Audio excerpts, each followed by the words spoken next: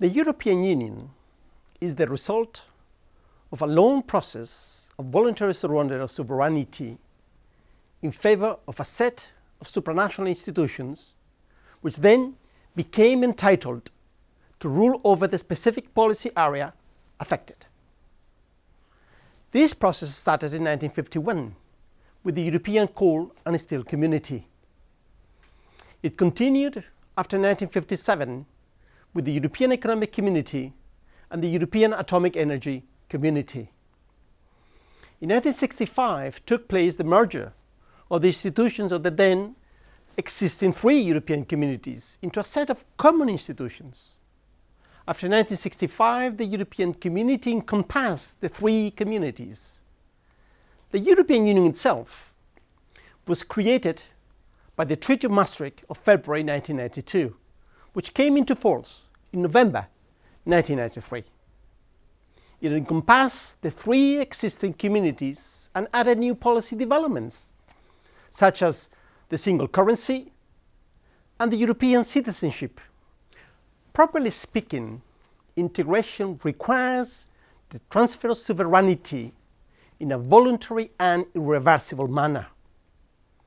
History has known many forms of integration by force. Most of the empires have been built and retained on the basis of military conquest and occupation. In those cases, integration dissolves as soon as the force disappears. The most recent case is the Soviet Empire in Eastern Europe and the Soviet Union itself. In the case of the European Union, its integration is motivated by convenience and persuasion. No state is a member of the European Union against the will of its citizens. José Manuel Durão Barroso, President of the European Commission from 2004 to 2014, described the European Union as the first non-imperial empire.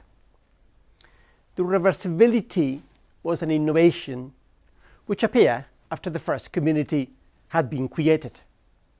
The Treaty of Paris, which established the European Coal and Steel Community in 1951, had a period of enforcement of 50 years, which elapsed in July 2002. It was the need to see participating states assuming a permanent commitment towards the customs union agreement and the trade liberalization clauses involved in the European Economic Community, which led to the innovation of irreversibility. This principle, which is a political decision taken by sovereign states in the 1950s, has remained unquestioned until the summer of 2015, when the Minister for Economics of the German Federal Republic put forward the possibility of a temporary exit of Greece from the Eurozone. Integration thus involves an enormous cost. That is, the impossibility to use sovereignty in full, particularly necessary at the time of troubles. For instance, with the crisis of the Eurozone in 2010-2014, many countries, members of the Eurozone, would have found less painful to recourse to external devaluation, that is, currency devaluation, than internal devaluation via wage reduction they were forced to undergo. You could then ask yourself, when and why would any given country be willing to pay this high price? The transfer of sovereignty takes place only when any other possible means to solve a crucial problem has proved unviable. This is a rare circumstance. It first requires that the problem is transformed into a fundamental challenge to the nation state, but a set of countries' common perception. For example, there will never be a transfer of sovereignty in order to coordinate schedules for trains crossing Europe, as it is seen by most governments as a trivial affair.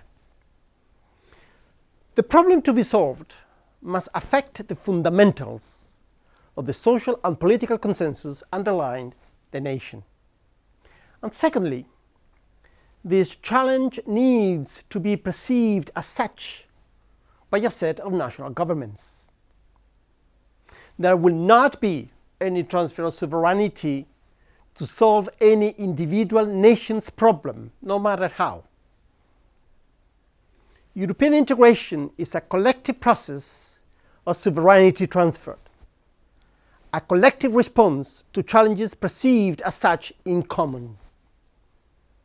We will see in this course that such transfers of sovereignty have happened in 3 occasions only, and the challenge to be confronted has always been Germany. In 1951, leading to the European colonist community as a form of containment for the new Germany. In 1957, leading to the European Economic Community in order to take advantage in preferential terms of the growth potential offered by the dynamic West German economy. And in 1992, leading to the monetary union included in the Treaty on European Union in order to regain the monetary autonomy hijacked by the Bundesbank after unification. The European Union is thus born out of different waves of sovereignty transfers, but its range of action goes beyond pure integration limits and dives into active cooperation in various fields with varied degree of success. Understanding where the European Union comes from should help us to understand what the European Union can do and what cannot, no matter how desirable or reasonable it might appear.